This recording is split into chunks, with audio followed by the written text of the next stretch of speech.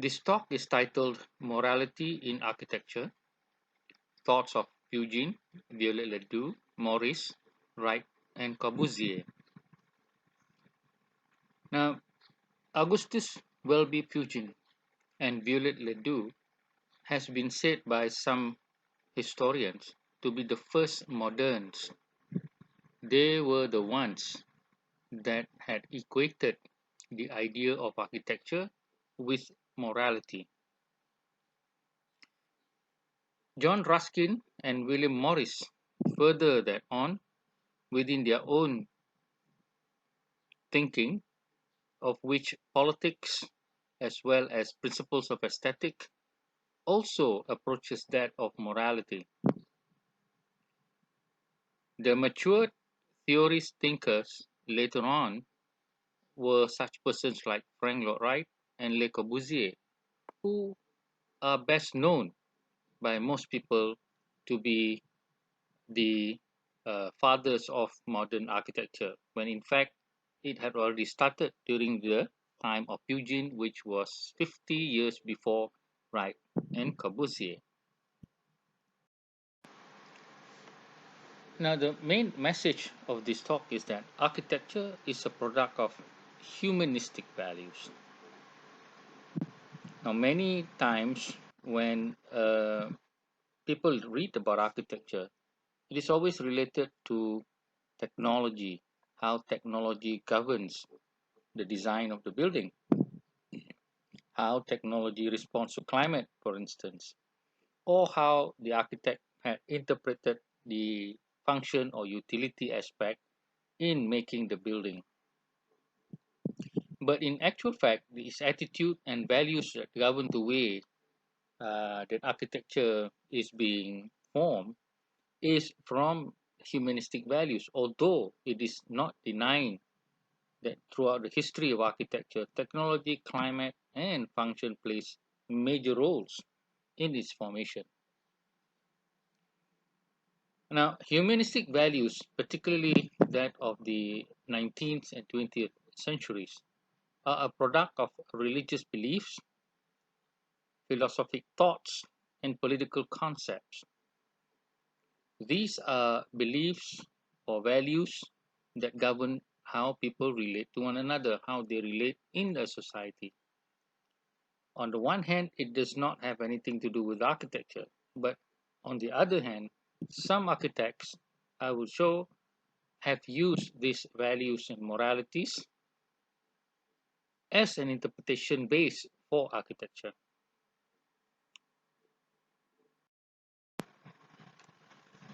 Now, the relevance of this discourse is that Malaysia and other third world countries are currently at a crossroad where the West was 100 years ago. 100 years ago, the West had undergone a revolution in political, religious, and philosophic thinking. It means that religion that had governed the West for many thousands of years was challenged by scientists and by political theories as well as poets. And this set up later on what I call as a clash of opinions. And this clash of opinions that question the very root of values produced by religion later on were used by artists, by architects, by many other uh, social scientists in order to develop ideas of how society, people can live together, but also about the relationship between environment and society, in the relationship between technology and society, or economics and society, such as the birth of socialism, communism, capitalism, are products of this clash of opinions. Now, the fundamental basis of architecture is how society values certain things. Unless we understand this clash of values, then we will not be able to understand the foundations of modern architecture.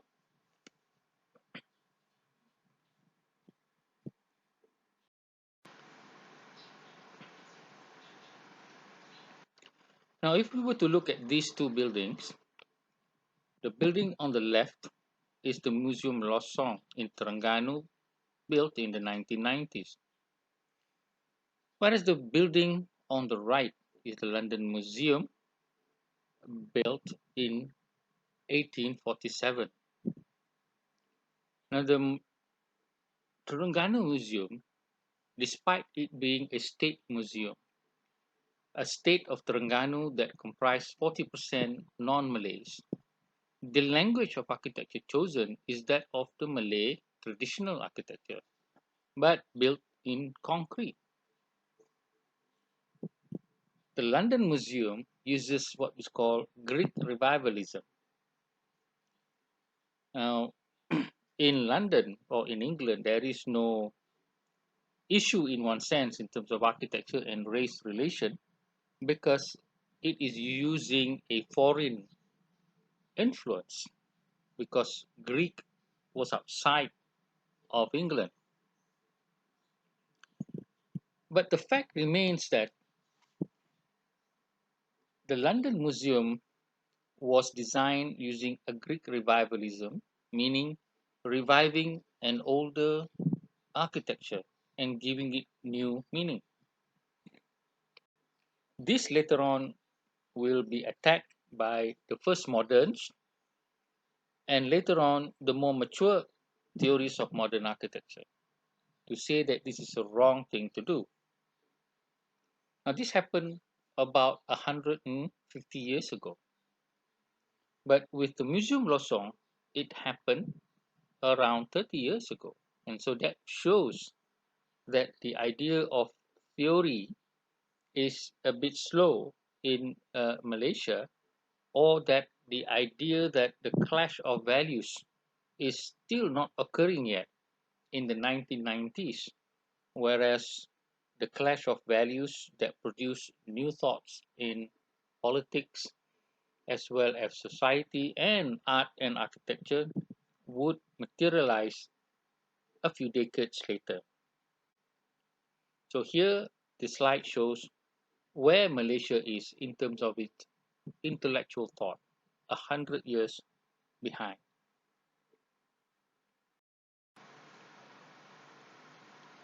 We start first with Mr. Augustus Welby Pugin. Was born in 1812, a devout Christian Catholic, and is famous for several writings, which among others are Contrast, Gothic Architecture, and the most important one, The True Principles of Pointed or Christian Architecture. Now, many of the quotes that I will be using are from some of these books, and they are the ones that form the foundation of whatever Frank Lloyd Wright, whatever Le Corbusier, whatever Gropius would be saying later on. Although many of these people will not acknowledge that it comes from such persons as Augustus Welby Pugin. Now, one of the most important quotes that Pugin has is this: two great rules for design are these. First, that there should be no features about a building which are not necessary for convenience, for construction, or for propriety. And secondly, that all ornament should consist of enrichment of the essential construction of the building. Now, this quote, in one sense, is saying one main thing and one secondary thing. First of all, it is commenting on what is the nature of ornament in architecture. Many people think ornament is just to beautify, but in the Christian value system, just to beautify is an act of being vain, being arrogant, or being proud, or showing off. And thus, there must be a reason, a rationale for the kind of ornament and how it is being used in architecture.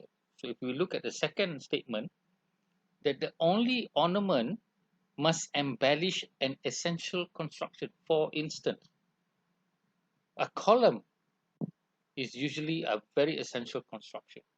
Thus, you can embellish it.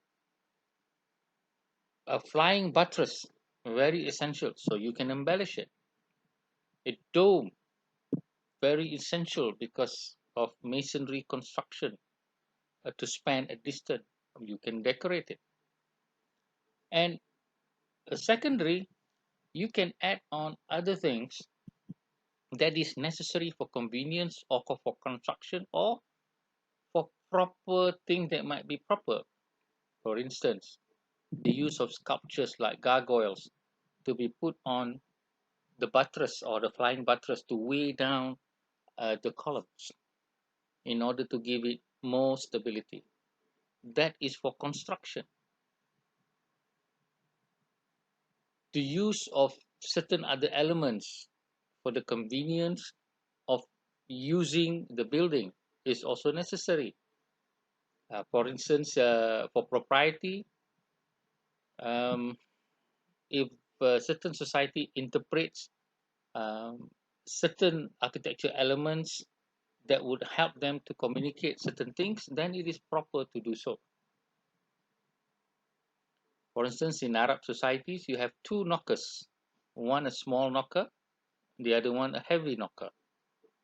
If you knock with the heavy knocker, the sound will be much different than if you knock with the smaller knocker. What this means is that if you hear a very loud sound from a heavy knocker, then the guest would be a male. And so the female would vacate the living rooms and go to their bedrooms so that not to be seen by the male guest. If the knock is lighter, then the female will be opening the door because chances are it would be the female guest. So this is for propriety, and then that would be allowable. Now, I have put two pictures here. One, a mosque in Shah Alam, and the other one is the former Bank Bumiputra. Mosque in Shah Alam has four minarets. Now, is that for construction? Definitely not. Is that for convenience? I don't think so. Is that for propriety? Well, it's a very expensive thing if it were for propriety. So the question here is that, do you need this? Furthermore, this is a mosque. This is a house of God. Some people rule, well, since it's a God of house of God, then God would not mind because we are spending money on God. Well, I don't believe that is the value that the Prophet Muhammad has on Islam. Prophet Muhammad was very careful not to waste things. And so if you use the value system of the Prophet Muhammad, he will be against building this kind of minaret. And we look at the Bang Putra with the use of the Bumbung Melayu or the Malay roof forms, again of concrete. Why is that a necessity to emulate timber using concrete? Will this cost more for the building? So is it essential for construction? Well, it is not. Is it essential for convenience? Again, it is not. Is it propriety? Well, because this Bank Bumiputra purportedly for the Malays, then some people will say, well, of course it's proper that it uses the language of Malay architecture.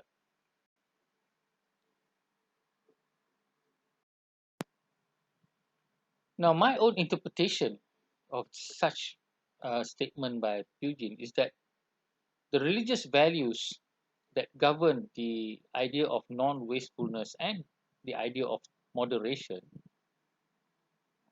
Thus, architecture must also not have a wasteful feature.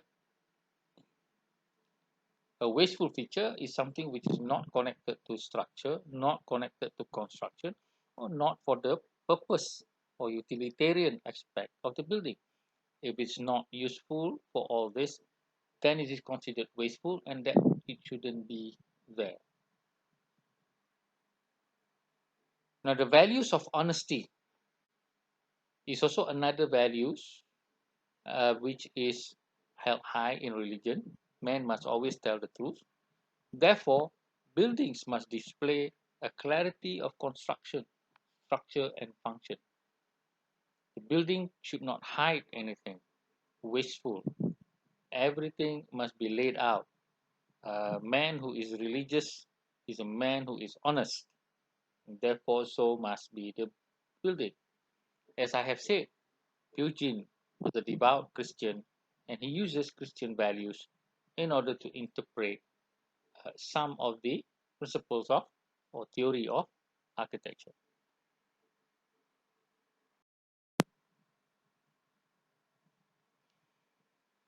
In another quote, Pugin says, in pure architecture, the smallest detail should have a meaning or serve a purpose, and even the construction itself should vary with the material employed, and the design should be adapted to the material in which they are executed.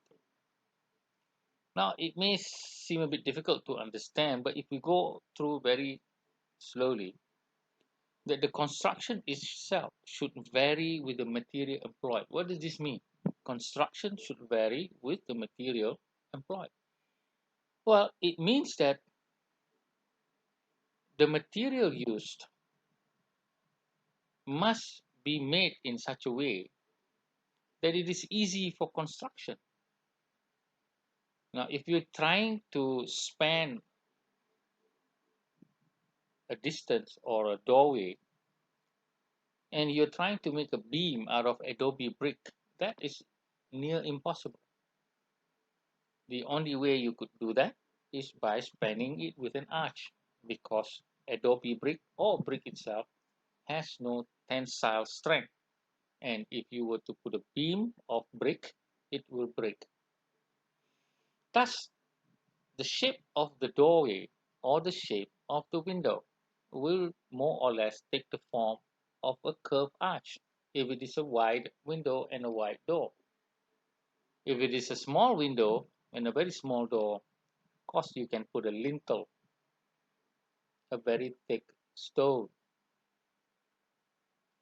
And this is an example how the material dictates the form. And so you must use the material in its intended form. And that is what it means in the next sentence. Design should be adapted to the material in which it is executed. If one looks at the Malay house, one can see the shape is a square or a rectangle or a cuboid with straight members. And this is the strength and the ease of which timber can be constructed. You do not see timber being used to form domes, although it can, but it is not a natural and easy thing to do. You do not see timber being used in a lot of curved shape because it's not easy to do. Timber is easy when it is cut straight, it is joined, it is cut, and so that is how the building looks. We look at the Colosseum. In order for it to have stability, it is a circle, as well as the function of it. And the windows or openings are spanned with arches, and that gives the elevational characteristic of this building. Similarly, the Tempodrome in Berlin is using the reinforced concrete folded plate. And folded plate is used not because it is just beautiful, but it is because if you fold the concrete, you have very strong form and you can use less concrete. And the shape must be a folded one in order for the thickness to be small.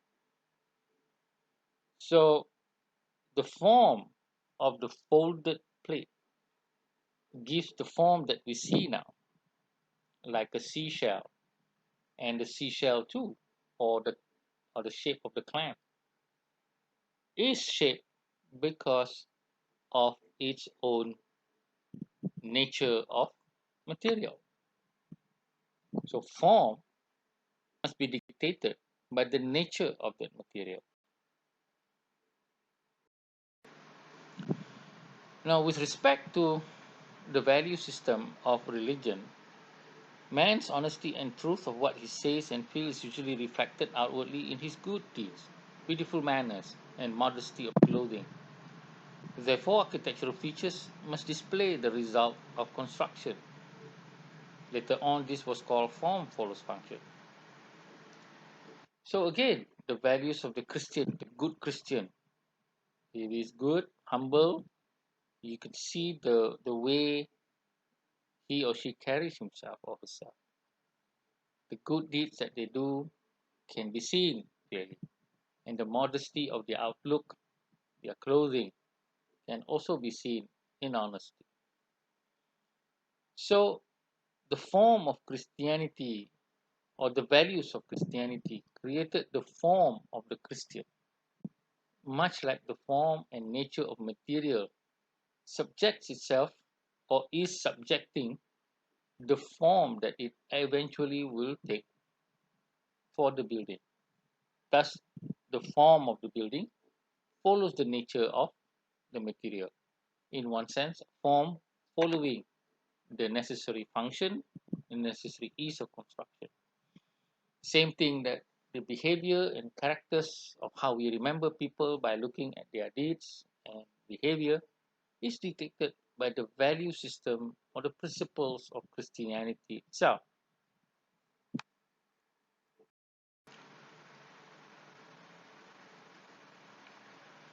Another important quote by Pugin is architectural features are continually tacked on buildings with which they have no connection, merely for the sake of what is termed effect.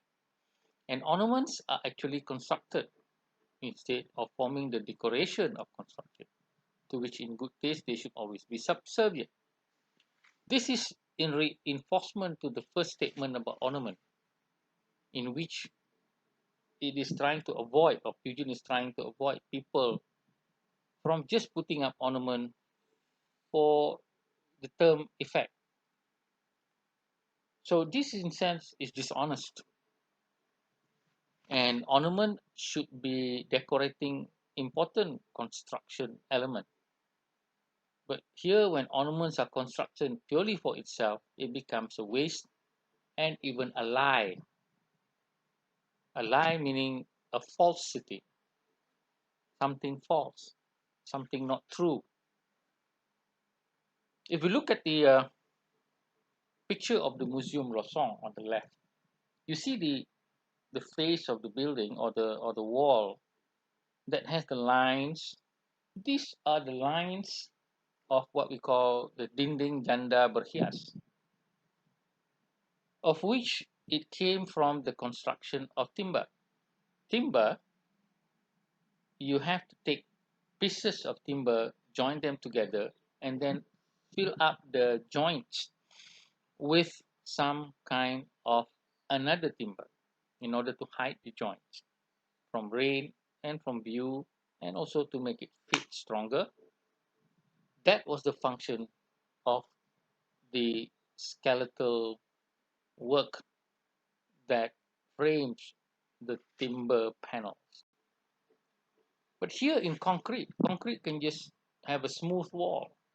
Why did it have these kinds of ornament? Simply to show that it is following the Janda Berhias timber wall. So it is just imitating.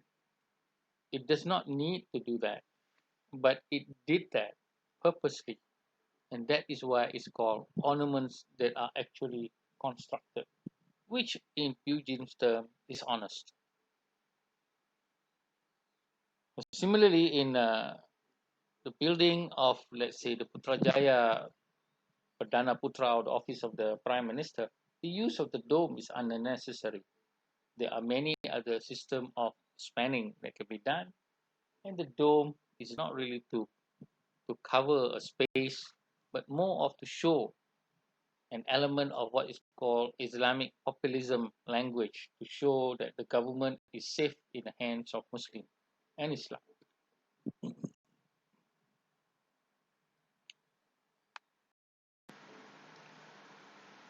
So my interpretation is that bad design are like bad people, a hypocrite. They show what they do not feel, and they want people to think they are pious by outward show of false action. Therefore, architecture that show off traditional features, but in actual fact are a covering of modern or other construction, are false. So making concrete look like timber construction, or making domes look like masonry, they are all false. They are trying to fool people. And this, in one sense, according to Pugin, is low morality and is unfit to be good architecture or considered as good architecture.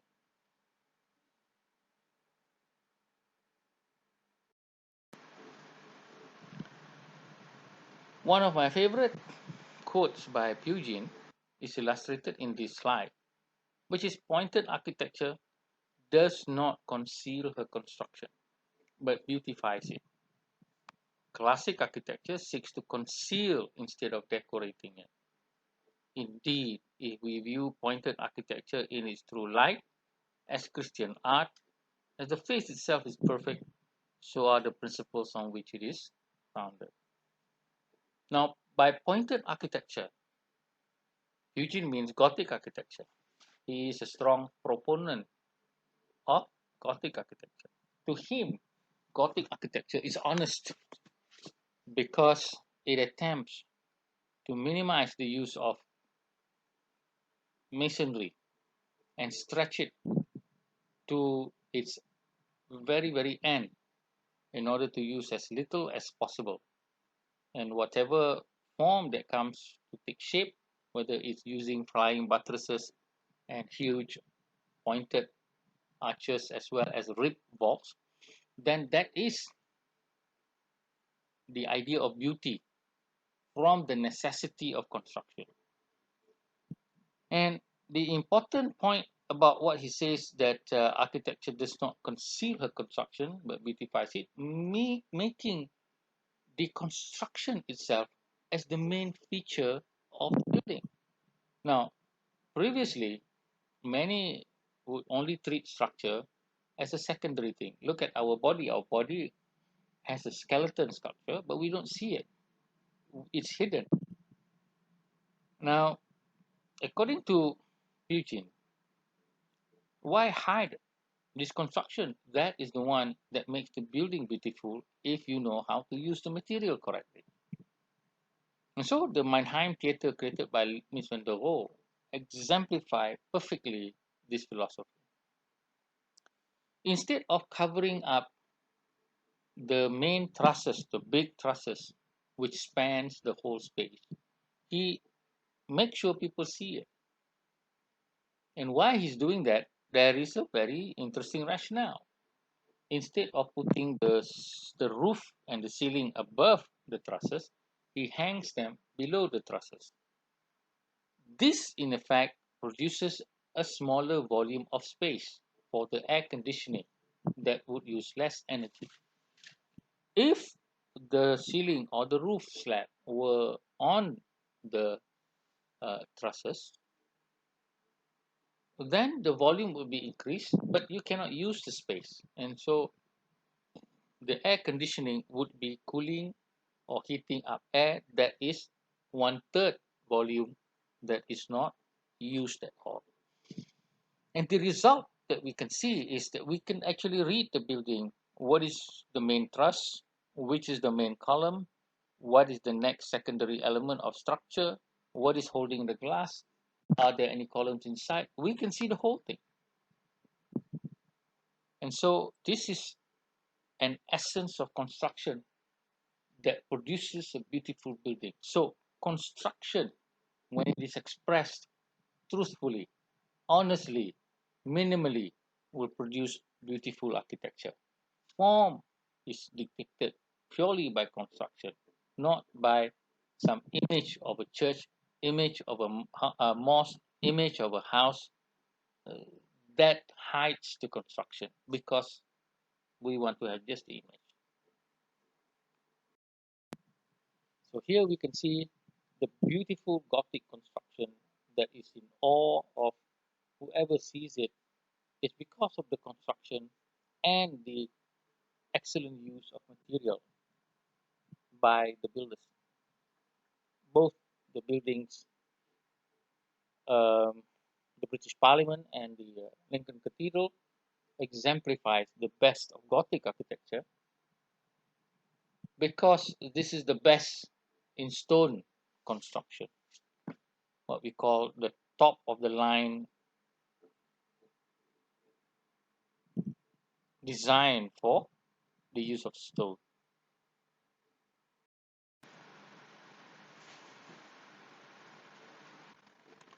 A very curious and impactful statement that Pugin made is something that predates the idea of regionalism. Before there was Wright using the idea of different region having different architecture, what we call regionalism, and before the term regionalism was coined, there was this statement 100 years ago by Pugin. For although the great principles of Christian architecture were everywhere the same, each country had some peculiar manner of developing them, and we should continue working in the same parallel lines, all contributing to the grand whole of Catholic art, but the very variety increasing its beauties and its interest. What he's saying is that different regions have different material and different climate, different expertise in construction, and thus the church, when you build it, does not necessarily have to be the same. But the principles of the church design is the same, but the form may not be the same because the material is different, the technology employed is different, the climate it is trying to handle is different, and the availability of all these elements or materials is not the same in different regions. So let the building be different according to their own region. For instance, the use of timber in Malaysia produces a kind of architecture that we can see: the color, the form, the construction. The adobe construction of housing in Guyana, Egypt, by Hassan Fatih cannot take the shape of the Malay house. Cannot be done because timber is not is this is scarce in this area.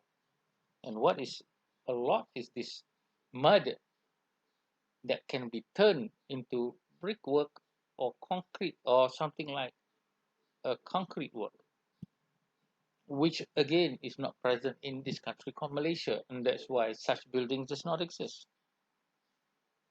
Falling water by the use of reinforced concrete can do great cantilevers, which is not possible with adobe brick. And although timber can be cantilevered, but it cannot be to the extent as what the reinforced concrete construction is able to do. Timber flooring cannot cantilever that far as with the concrete slabs, reinforced concrete slabs of falling water by Frank Lloyd.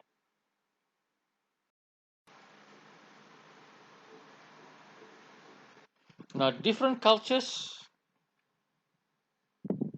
have different ways or behaviors, but good manners would always prevail.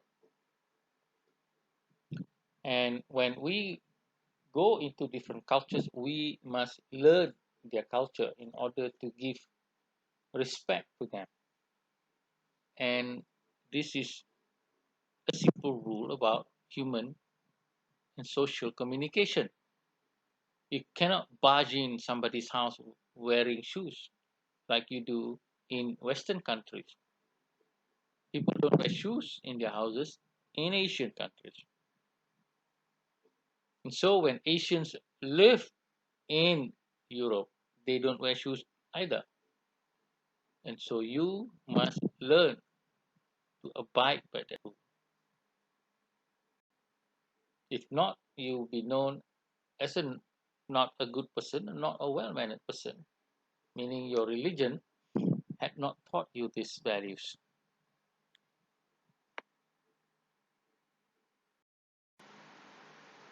Finally, Pugin quoted by criticizing why one architect must follow another architect. For instance, in England, they are very fond, or architects are very fond of following the styles of Italian architecture, the villas, the revivalist Greek architecture, the Roman architecture, and he criticized and said, why are you following all this?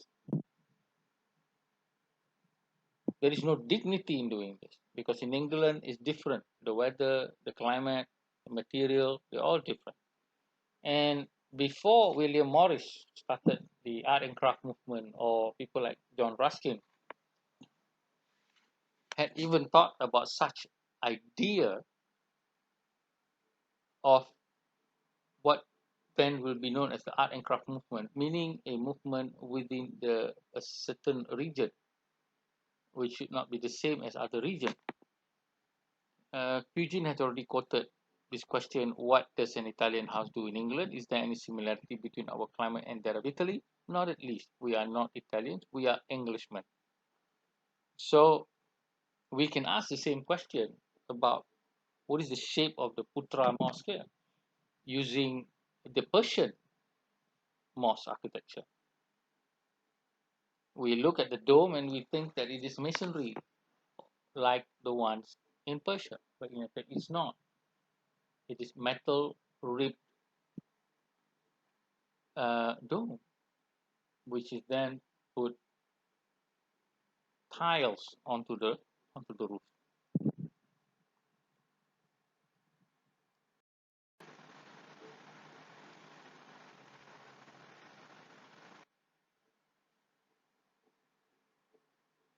So when a person goes to another country, they must respect the customs and rituals of that place as well as to adapt to the geographical demands of the place. Therefore, architecture must have a sense of spirit of place, or what is known later on as the genius loci. Now, anywhere or everywhere you go, there are certain places that has a sense of what it means to be there. Although may be difficult nowadays because if you walk into an airport or a shopping mall, everywhere in the world it is almost the same because of the air conditioning, because of the similarity in shopping habits and the advancement of capitalism that takes over everyone's life.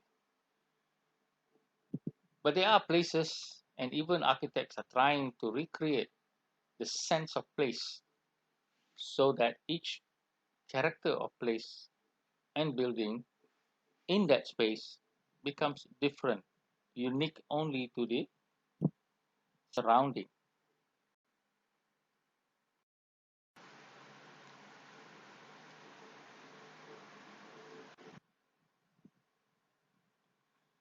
Thus, the conclusion here is that the architects of the Middle Ages, who had turned to the natural properties of the various materials to their full account and made their mechanism a vehicle for their art. So when you master a certain material, the form will come out naturally, and that constitutes good art.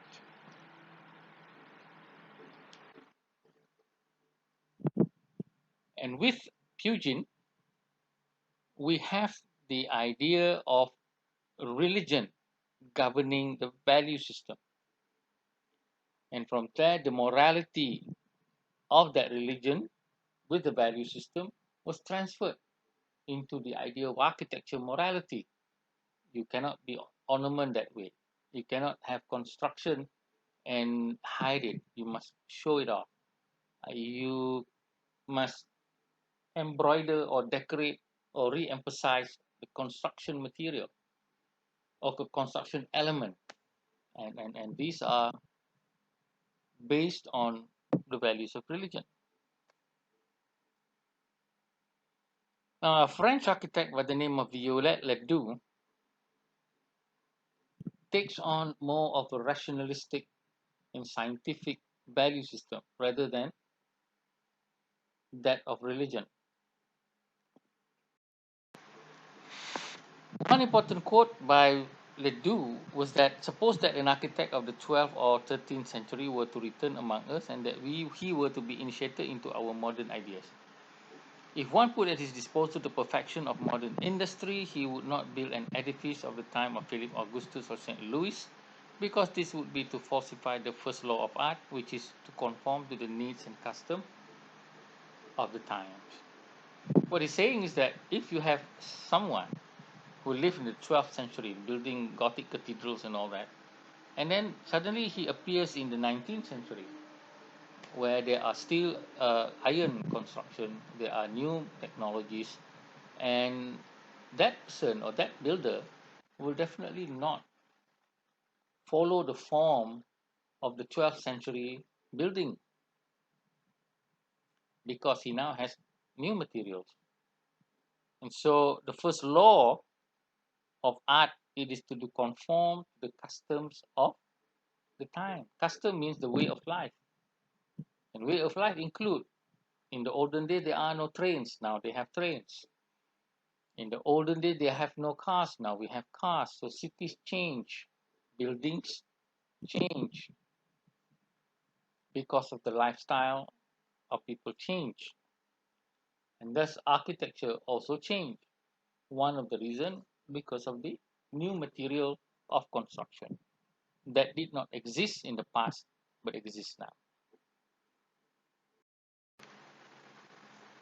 So if you look at Messiniaga by Ken Young, he's saying that because this is a tropical country, then the skyscraper should be bioclimatically designed. And so the shape of the skyscraper, a high-rise building, should take into account the ventilation, the wind flow, and the sun angle in order to cool rather than just using an active cooling system, which will waste a lot of energy.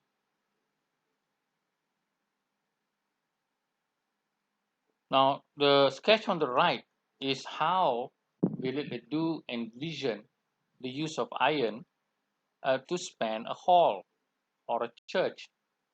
And he said that you would not see the shape of big clustered columns carrying heavy ribbed vaults, but you see a very thin iron column that would carry very light iron arches. And so this will definitely transform the shape of the building because of the new material called iron. So scientific or academic values of integrity and the state of the art of knowledge, architects should familiarize with contemporary technology and not get stuck sentimentally with the technology of the past people. Using old technology for the sake of blind adherence is like practicing norms and rituals of the past without understanding any of their rationale or meanings or relevance, but simply copying for the sake of copying.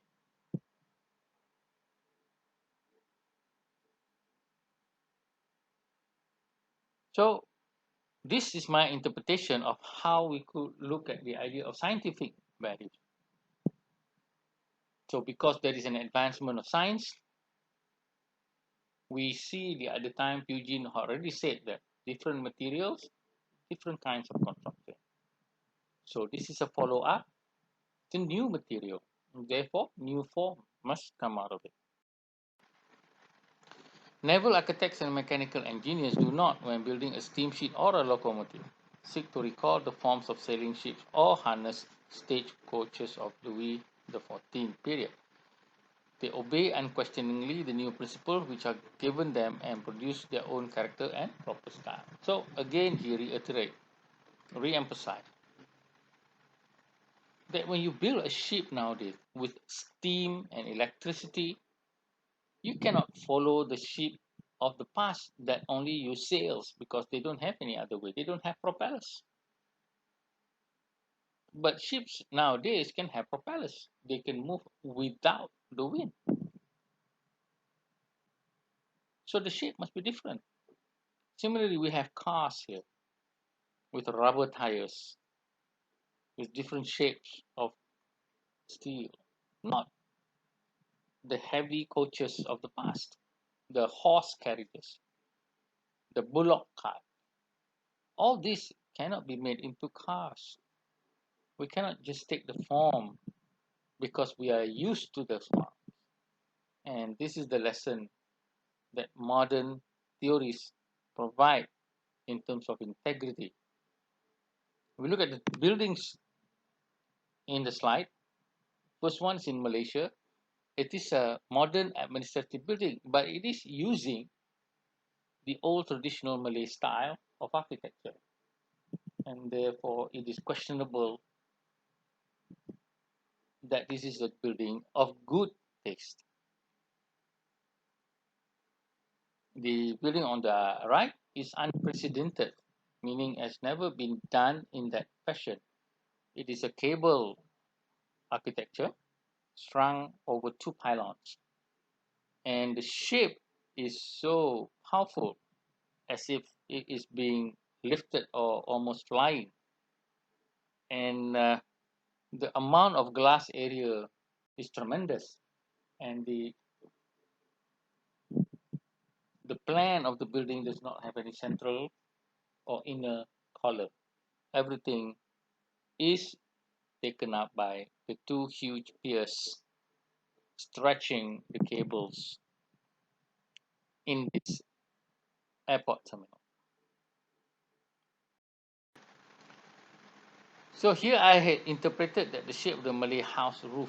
I mean, why is the Malay house, the roof is a wedge shape or a gable shape? Simply because they were using leaves as the roofing material, and if you don't have it as a pitch which is very deep, then the water will get into the house. You must have a pitch that sheds the water off quickly. But in the building that is in the modern administration building, we can see just now, it's still using the same pitch. Why? We already have material that is can throw the water out without it penetrating through the ceiling. We have waterproofing membrane. Why then are we still using the same pitch? Clearly, this is not the right thing. So the shape of the Malay house roof was a function of timber and lack of waterproofing membrane. Thus, it is prism-like, and the shape of the house is box-like because of the linear nature of timber construction. Reinforced concrete can be used in many forms, and it is able to withstand water penetration to its shape, or is not governed by images of timber building in the past. Therefore, form should follow the new dictates of function, of technology, and of economy. And that's why the Dulles International Airport is a remarkable building because it resolved the idea of morality of construction and new material. One of my favorite quotes by Violet-le-duc is that in the study of the arts of the past, therefore, we should observe a clear distinction between a form, which is only the reflection of a tradition, a form adopted without consideration, and a form which is the immediate expression of a requirement of a certain social condition. And it is only in the study of the latter that issues in practical advantage. An advantage not consisting in the imitation of this form, but in the example it affords of the application of a principle. Now, this again seems complicated. What he's trying to say is that there are two forms. One form just copy other forms, which is shown in the masjid, wilayah, or the federal territory mosque. It copied the Ottoman architecture. In its minaret, in its dome, in its massing, in its windows, it copies it. So a form adopted without consideration, and a form is a reflection of tradition. Now, the building on the right is a student's concept of a mosque that doesn't have a dome but has a roof that is broken up for light and also to make the building less formidable or less massive, more friendly. And so this form is new because it is looking at a new way of looking at the mosque in terms of society. Mosque is an open building rather than a closed building. So the immediate expression of a requirement. What is the immediate expression of a requirement? We are Malays. We are in Malaysia. We are in the climate of that tropical. We are people who are responsible.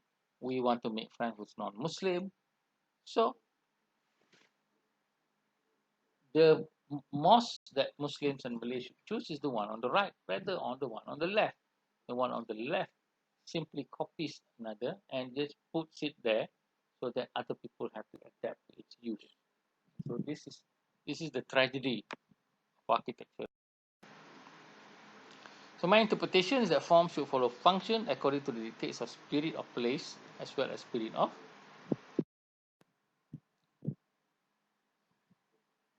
The caprices of that fantastical queen we call fashion, for when it becomes the plaything of a people without fixed ideas or conviction, and when no longer reflecting national manners and custom, is but an encumbrance, a thing of mere curiosity or luxury. Similarly, this is again an attack on ornament as well as the sentimental use of building type to represent a certain kind of building. For instance, a house. A house is a type that must have a heat roof. Why should it? But that is the preconception. A mosque should have a dome, seven minarets. Why should it? It's not stated in the Quran or in the practice of the Prophet. But people are used to the idea and therefore they have it.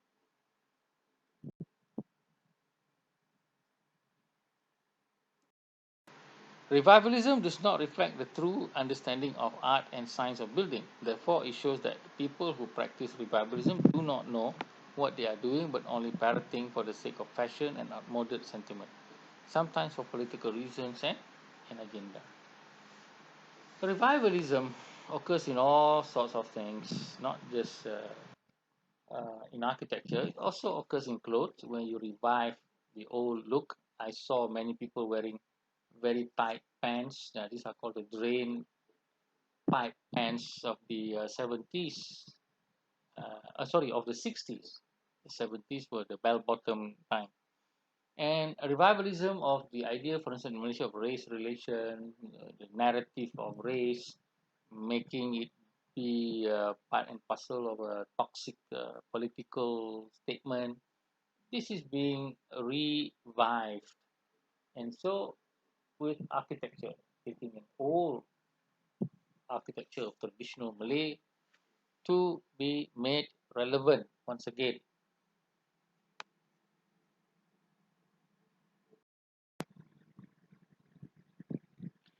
Thus, we see that Violet-le-duc echoed most of what Pugin was saying, but in an advanced manner, using scientific rationale as a morality to govern the idea of construction, the idea of having a new typology rather than copying from old. This is the uh, incredible aspect of architectural thinking during that time. Now, we are going to come now to William Morris, but before that, we need to look at some background of about the socio-economic aspect of the country. The Industrial Revolution, what was happening is that the machine was introduced to replace human labor, and uh, machines are now manned by people. The cottage industry, of which, let's say, if you want a furniture, then there is a tukang or a carpenter that will build it for you individually. They don't do mass production. They just, you order this, I'll do this.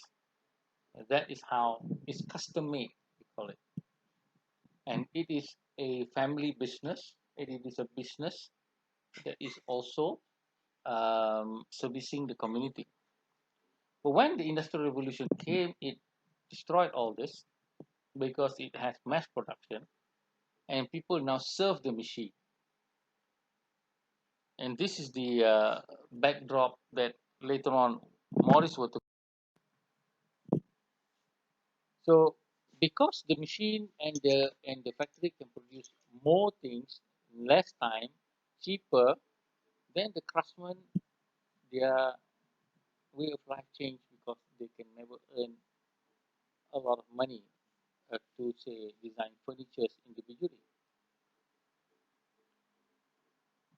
Industrialization has contributed to moving away from the belonging of community of families.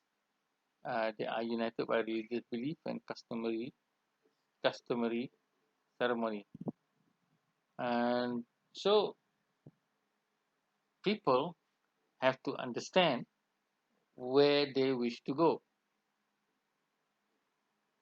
Now, during this time, many people didn't see the dangers of capitalism, the dangers of the machine taking over, the factory taking over. We now see that if a factory closes, then you have people who have a lot that does not have any jobs. And this is unsustainable because it depends on the machine. The machine is supposed to do the human's bidding, not the humans having to serve the machine in terms of they are working for the machine. And so the class that controlled material production also controlled the mental production, that is, the ideas held by the ruling class, and became the dominant aspect of society. William Morris was part of the democratic movement that wanted to pull away from this idea of capitalism governing the country, and through what he called as a revival of a cottage industry, through what he termed as the arts and craft movement, where he would pioneer the production of materials like furniture, artifacts, utilities, utensils, buildings, and anything, wallpaper that can be done by the hand should be done by the hand using the minimal tools rather than the power tools or the ones that use electricity are something that he is against because he can see that if you build something in a factory, you do not have pride in the thing and that you build, as opposed to craftsmen who builds their own furnitures and they have pride in it and the quality is better. And the economic goes to them rather than to rich people who do not go to work in the factory. They own the workers, the machines, the buildings or the factories, and they make money just like that. So to Morris, this is a travesty, and this is endangering the society in England. So Morris, from becoming an artist to dabbling with architecture, later on became a member of parliament, and he was one of the few to fight for freedom of thought as well as a socio-economic perspective that is independent rather than depending on mass capital. He mentions that art has no longer any root. The artists, which is out of touch with everyday life, wrap themselves up in dreams of Greece and Italy, which only very few people even pretend to understand or be moved by.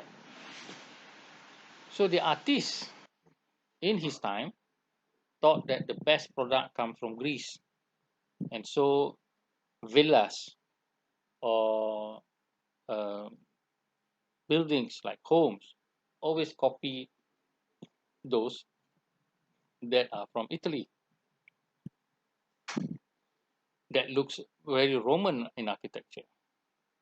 Morris was advocating that you simply use local materials, as in the red house, the picture on the right, that has no classical language of symmetry and the tripartite division or the dome, and simply just be proud of the language created by the traditional craftsman that knows how to build local materials in a cheap manner. And the windows and doors are done in a manner that fitted the climate of the place, because England is wet and cold most of the time, as opposed to Italy, which is warm, temperate, and quite sunny a lot of time. Political values of integrity, foreign values are not necessarily good for the people. This is my interpretation. We must look to our own customs and rituals and values and create an architecture for those values. Why copy architecture of a different race or culture? Their architecture is for their values, ours are for ours. And so here is a nationalistic look at architecture. Be proud of your own country's history, heritage, product. Why bother about another country's heritage product? Why be proud that your building looks like a foreign building? This is what Morris was after: an internal economy, an internal spirituality, an internal and integrated as well as an inspired look at how to be who you are, an Englishman.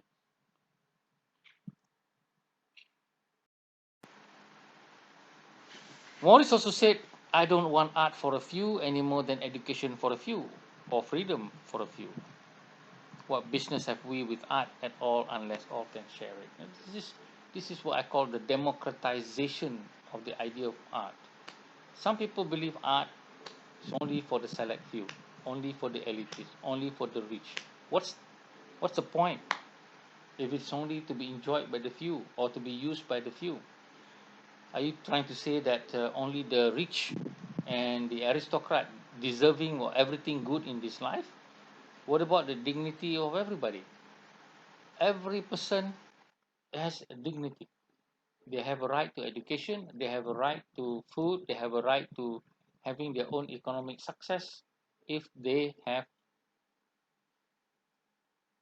worked hard at it. And they have a right to have a responsible government to take care of them when they are old or sick.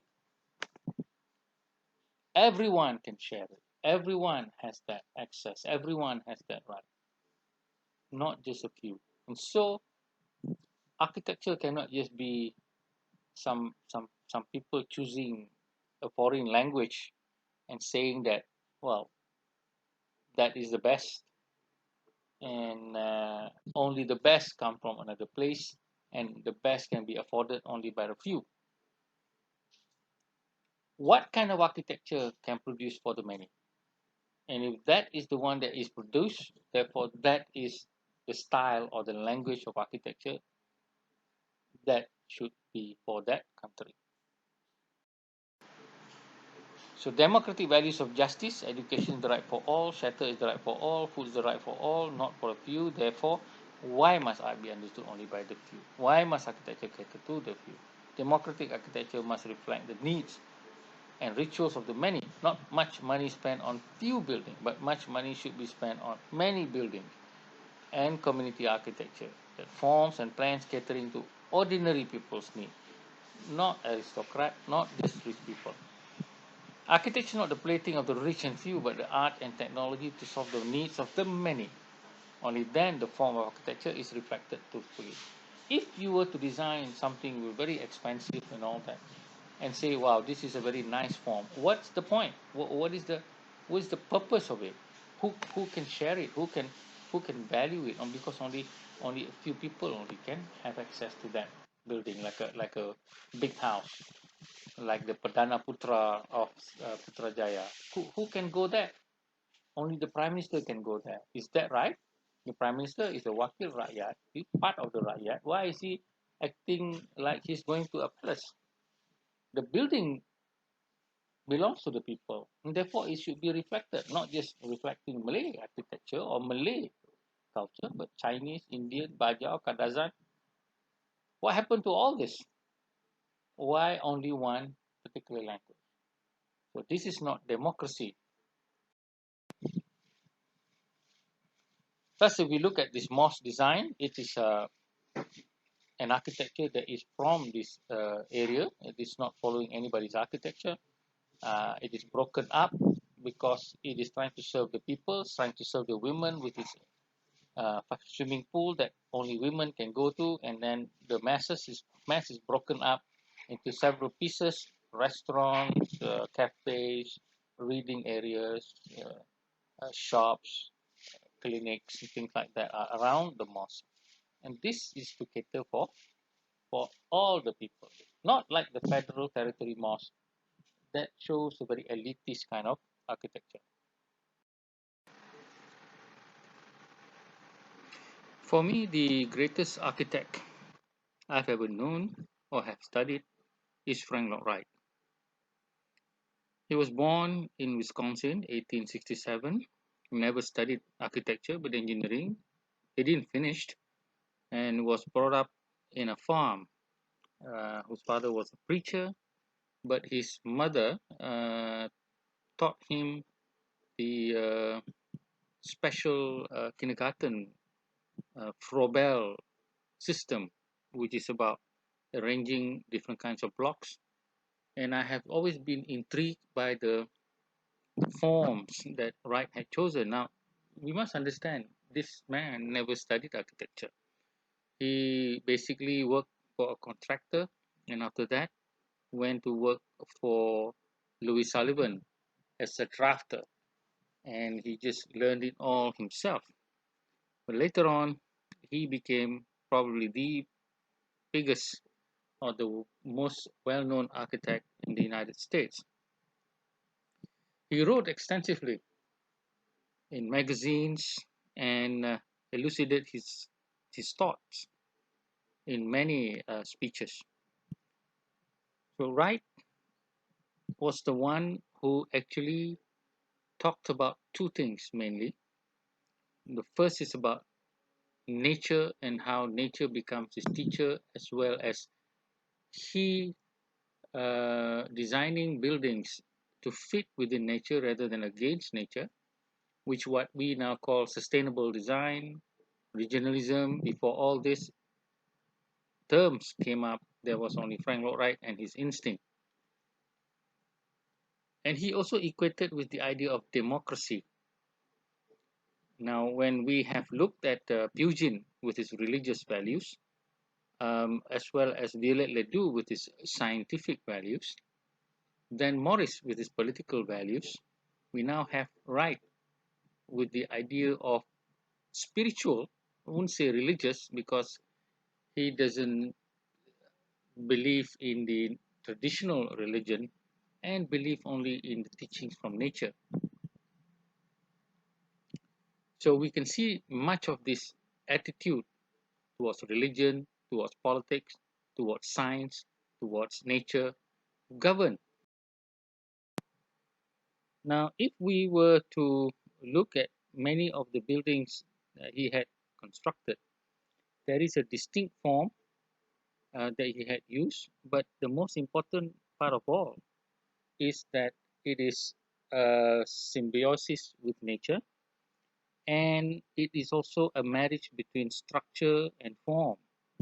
And these structures, claims Wright, are learned directly from nature, whether it is a spiral Guggenheim or the three tops of the Johnson wax and the portal frames, timber portal frames of the Taliesin West. and the high rise, which has 4 different faces.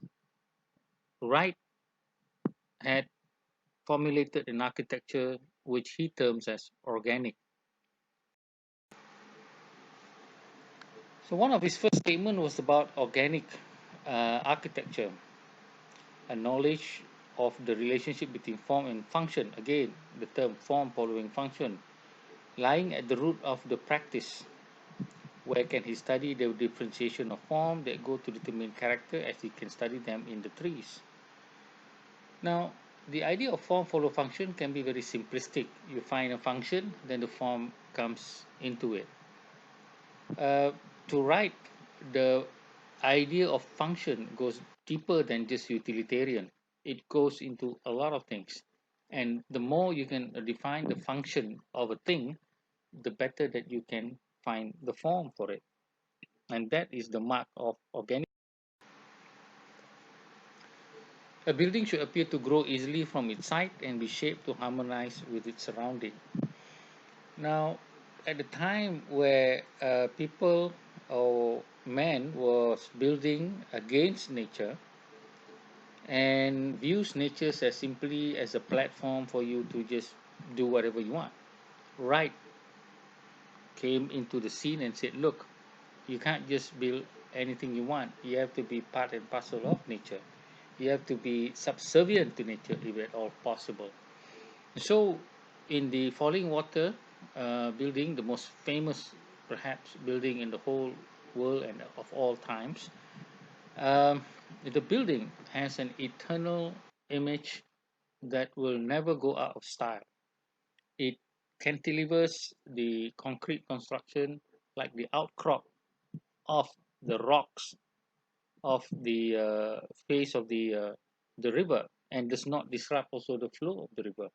That is the strength of Wright's architecture. And when we experience it, not just as a sculpture, but as space inside, although I've never been there, but I could sense the idea of looking outside with all the trees, being part of it, listening to the sounds of nature. The house becomes a backdrop of heaven for man to be at one with nature, but man being in his own built environment, but he is not alien to nature. He is a part of nature, one small part, or maybe one equal part with nature, but definitely not a dominant part, something or a philosophy that other architects had subscribed to.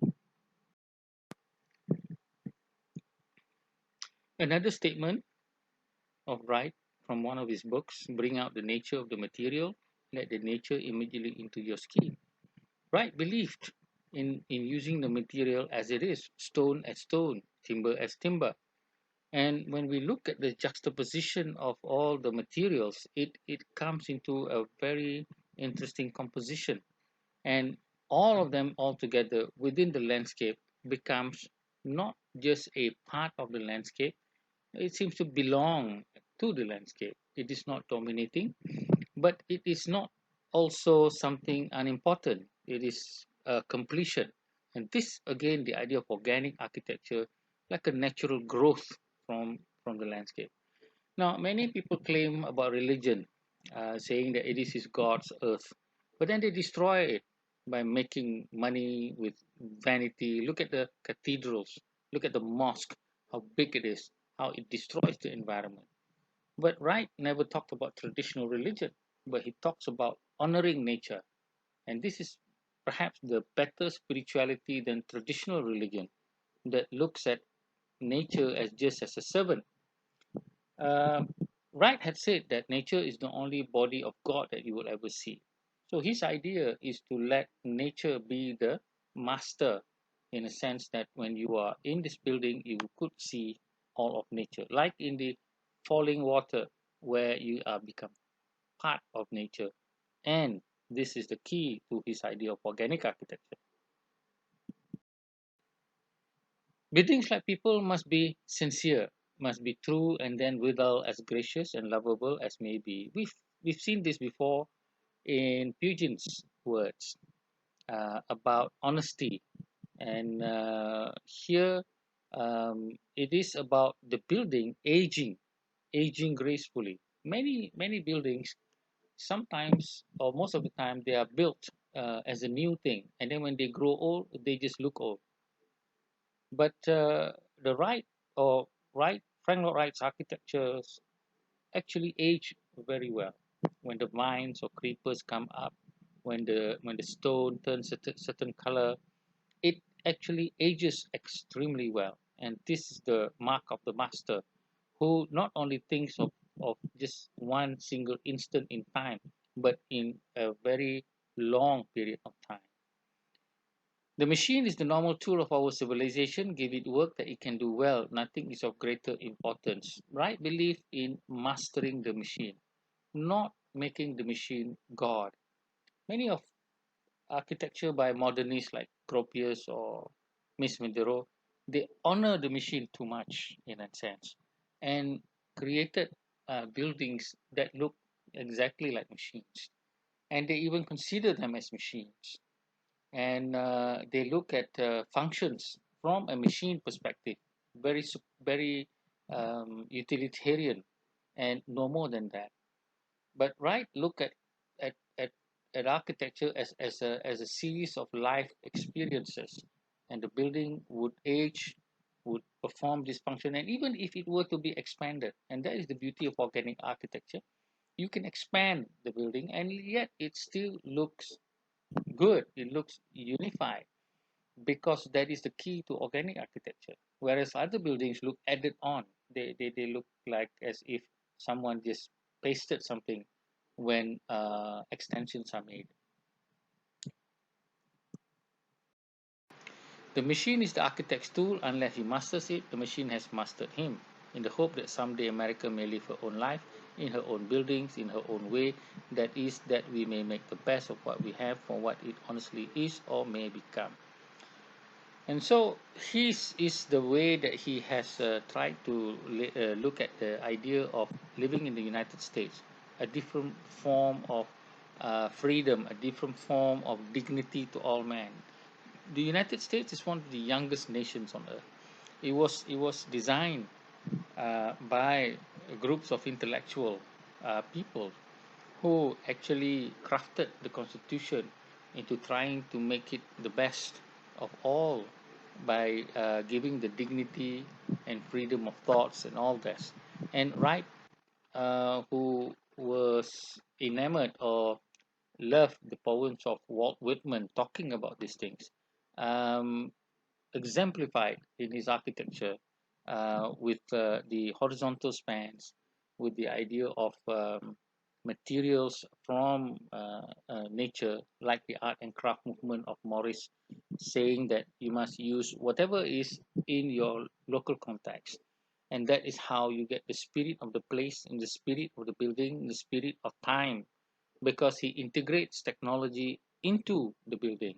He was one of those who actually put piping of hot water into the concrete slab to heat it up.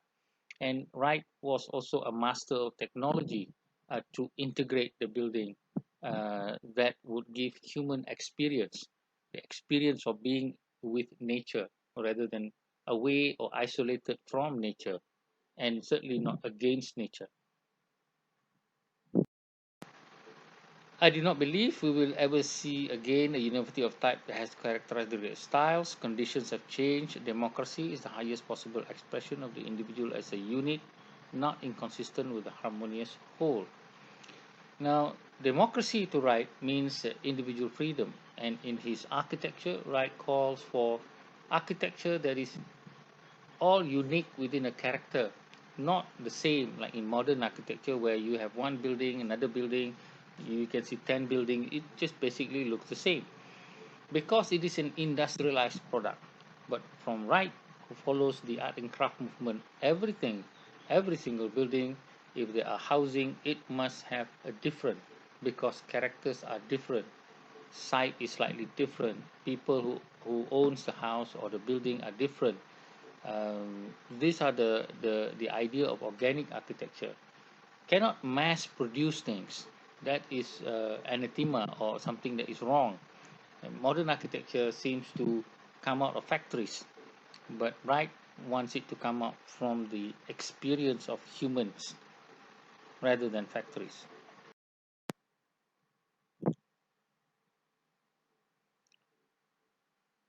Now, the other great architect that many people talk about is Le Corbusier. Le Corbusier is an interesting character because he has two periods. One which is called the white period, and the other one you could call it the gray period, I suppose.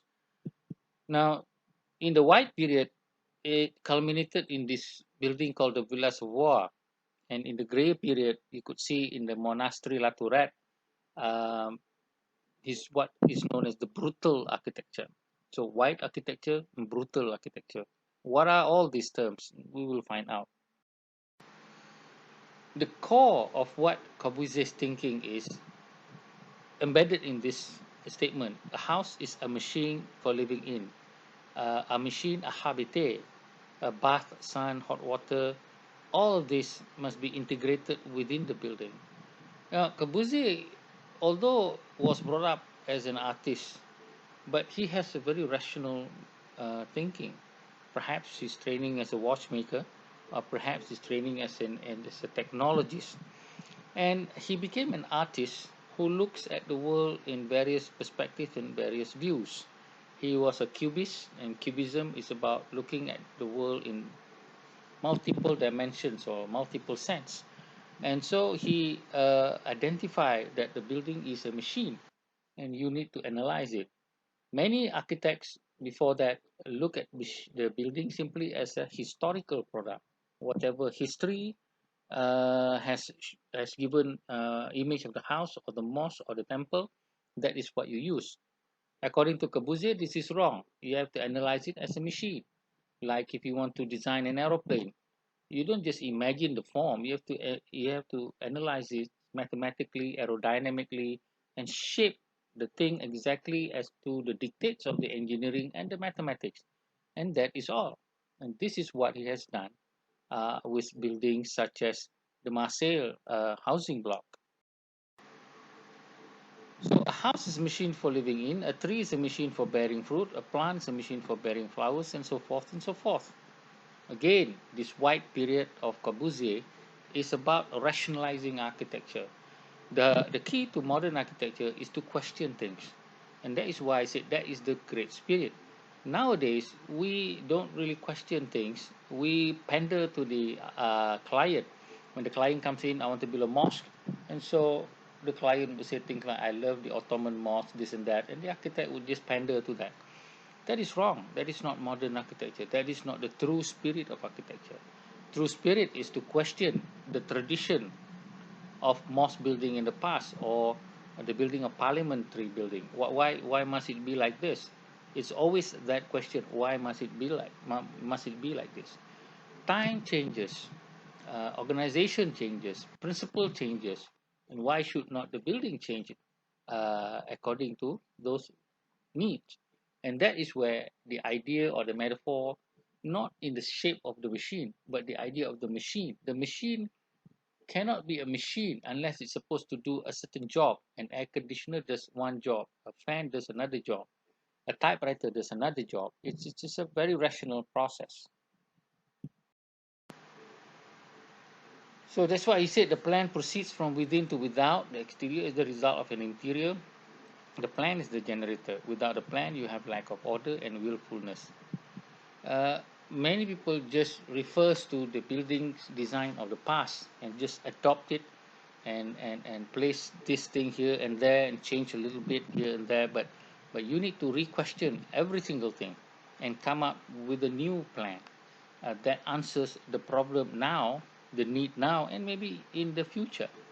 And that becomes what is the idea of a modern architecture rather than a traditional architecture, which is something that repeats the past.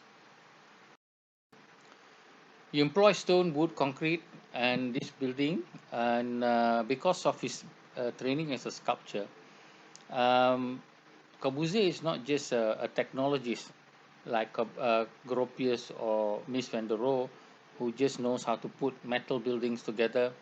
But he is also a sculptor who understands material, the texture, the color, and how to make it speak, giving meaning to it, but not the meaning from traditional past, a new purist meaning that can be better for the building of the present.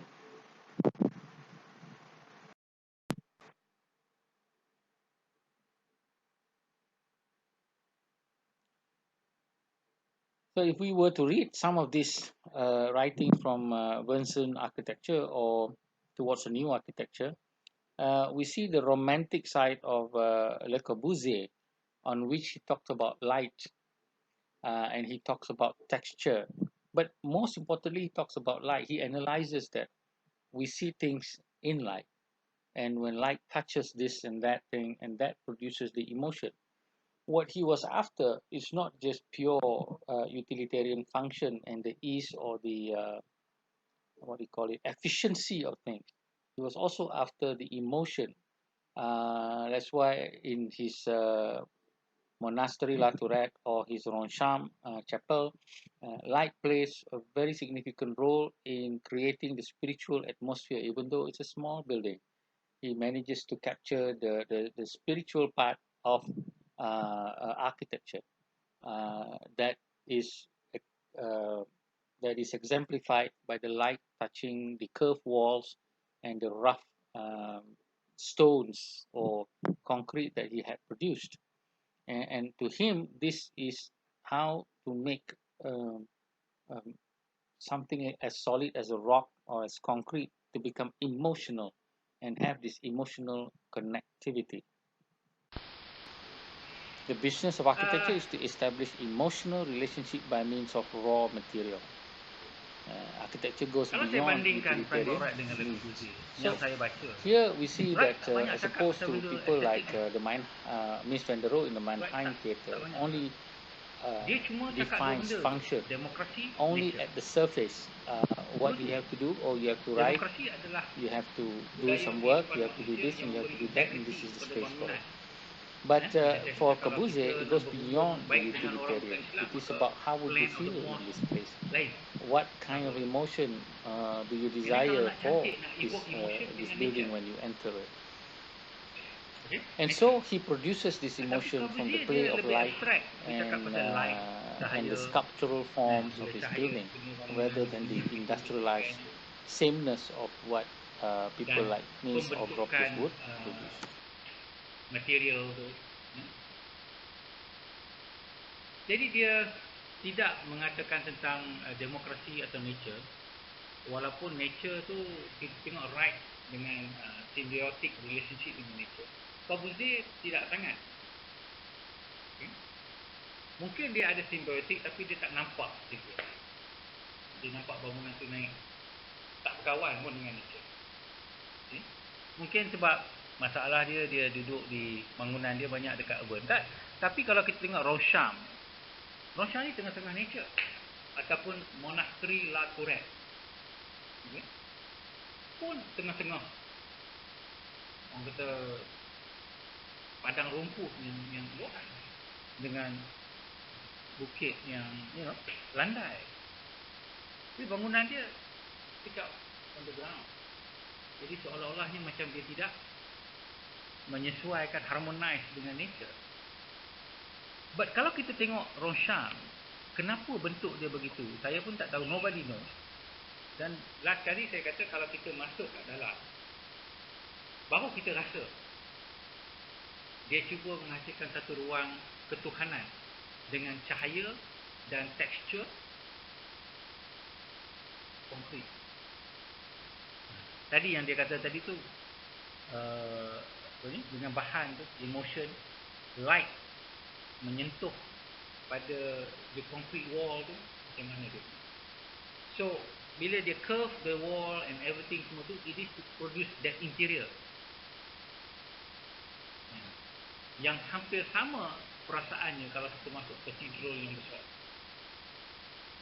Ni bangunan ni kecil je, tapi dia nak menampakkan orang kata apa, emosi spiritual Sejuknya, rasa sejuknya, rasa gaung, ketebalan wall tu akan determinekan dengan dia punya cahaya itu. Tak payah bajet besar.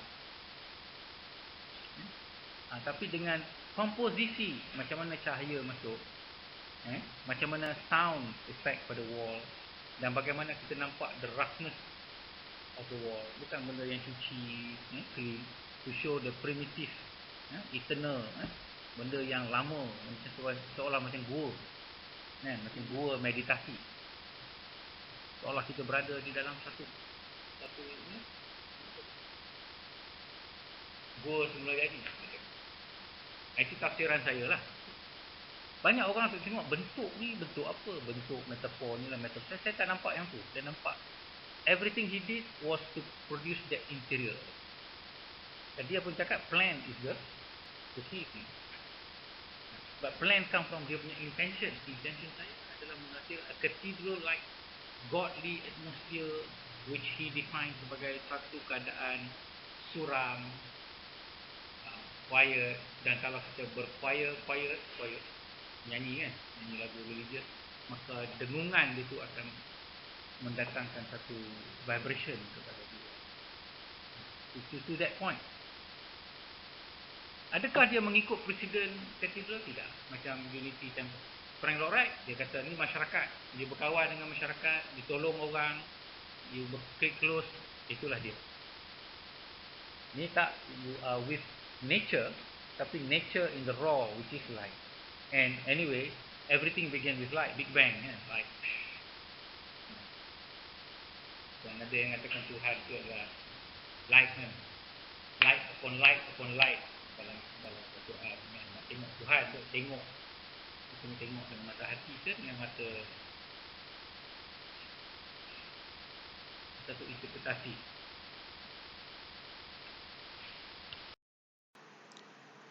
The architect, by his arrangement of forms, realizes an order which is a pure creation of his spirit. By forms and shapes, he affects our senses to an acute degree and provokes plastic emotion. Our eyes are constructed to enable us to see forms in light. Primary forms are beautiful forms because they can be clearly appreciated. Now, many times when we look at a form, our mind goes back to our collective idea of what this form is. Let's say the form of a television set, the form of a table, the form of a tree, the form of a certain mountain or a rock. We go back to where or how we have been brought up. We usually interpret forms from our own experience.